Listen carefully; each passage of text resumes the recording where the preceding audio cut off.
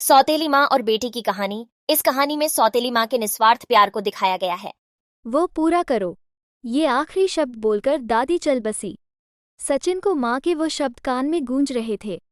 महीना हो गया तब भी वही शब्दों का विचार करके गैलरी में शांत बैठा था। उतने में माया ने खाना खाने के लिए आ रहे हैं ना ऐसा बोलकर बुलाने आई। सचिन का सब्र का बांध टूट गया। वो माया की गोद में सिर रखकर बहुत रोने लगा। आज 5 साल बाद पहली बार सचिन ने माया को छुआ। माया घबरा गई। उतने में शालू वहां पर आ गई। इस वजह से वो विषय वहीं पर ही खत्म हो गया। कई दिनों बाद वापस सब नॉर्मल हो गया। दोनों ही अब शरीर से मन से नजदीक आ गए थे। शालू को समझ आने के बाद वो भी जरा अच्छा बर्ताव करने लगी। अभी उसकी 12वीं की परीक्षा थी, इसलिए माया उसके टाइम टेबल सब ठीक से संभाल रही थी। कुल मिलाकर सब अच्छा चल रहा था। ऐसे में उनकी खुशियों को नजर लग गई। सचिन का भी एक्सीडेंट हो गया और वो गुजर गया।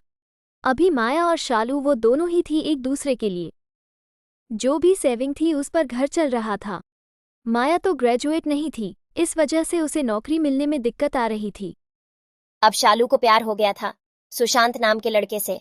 इस वजह से माया ने उनका प्रेम विवाह करने का सोचा। सब लोग अच्छे हैं, शालू भी खुश रहेगी, ऐसा उसे विश्वास था। पर सुशांत की माँ खड़ूस थी। सचिन के जाने के बाद उनकी परिस्थिति भी अच्छी नहीं थी। शालू शादी के बाद ज्यादा गहने नहीं लाई, इसलिए ससुराल वाले उसे तकलीफ दे रहे थे। उसकी सास की सहेलियां घर पर आई थी नई दुल्हन से मिलने, तब शालू की सौतेली माँ के बारे में बुरा भला बोल रही थी। सौतेली माँ है ना, इसलिए ऐसा जानबूझकर किया होगा। सब कुछ खुद के लिए रखा होगा और बेटी को लंका की पार्वती बनाकर सिर्फ मंगलसूत्र पहनाकर भेज दिया। और हंसने लगी। अभी उसका खुद पर का नियंत्रण टूट गया। मेरी माँ की आखिरी याद मतलब यह मंगलसूत्र है, जो मेरी इच्छा थी कि मैं ही इसे पहनूं। यह मंगलसूत्र मेरी माँ का आशीर्वाद का हाथ है और मेरी माया माँ को बुरा भला बोलने का तुम्हें कोई भी हक नहीं है। आज वह है, इसलिए मैं हूँ। उन्होंने मुझे अच्छे संस्कार दिए, डिसिप्लिन सिखाया, संयम और बड़ों का सम्मान, ये सब बातें कोई भी उम्मीद ना रखते हुए सिखाया। पापा के जाने के बाद भी उन्होंने कमाए हुए एक पैसा भी खुद पर ना खर्च करते हुए सब पैसे मुझे दिए। कभी भी सोतेलापन उन्होंने मुझे नहीं दिखाया। मेरे लिए उन्होंने खुद का बच्चा तक नहीं होने दिया, पर मुझ पागल को कभी यह समझ में नहीं आया। उन्होंने मुझे सिर्फ और सिर्फ प्यार किया। मुझसे उन्हें एक ही चीज़ चाहिए थी, जो मैं कभी नहीं दे पाई।